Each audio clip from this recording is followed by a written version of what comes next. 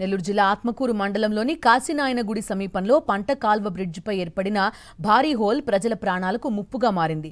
ప్రజల బాధలను పట్టించుకోని కూటమి ప్రభుత్వాన్ని నిలదీస్తూ YSR Congress party SC cell నాయకులు నిరసనకు దిగారు.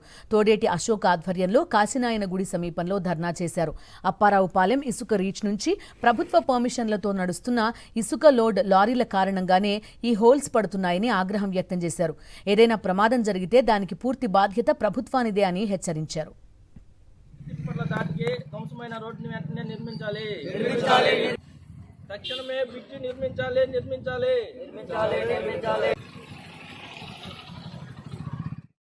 చేజర్ల మండలంలోని అన్ని విలేజ్లకి కలవాయితో పోల్చుకుంటే ఆదుర్పల్లికి ఎట్లా వెళ్ళాలని ఇదే మెయిన్ రహదారి.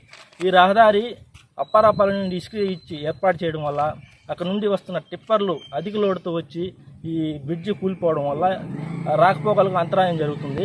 ఒక 5 రోజులైంది ఇప్పుడు బ్రిడ్జి పడిపోయి, ఇంతవరకు ఎటువంటి అధికారి స్పందించలేదు. ఇకపోతే ఇసుక మాఫియా వల్ల ప్రజలకు ఇంత నష్టం జరుగుతుంది. బస్సు అయితే 5 రోజుల నుంచి బస్సు రాకపోకలు ఆగిపోయాయి. అధికారుల నిర్లక్ష్యం చాలా ఎక్కువ ఉంది. ఇది ఇన్ని గ్రామాలకు వెళ్లే మార్గం వెంటనే నిర్మించకుండా దీన్ని ఇట్లా వదిలేయడం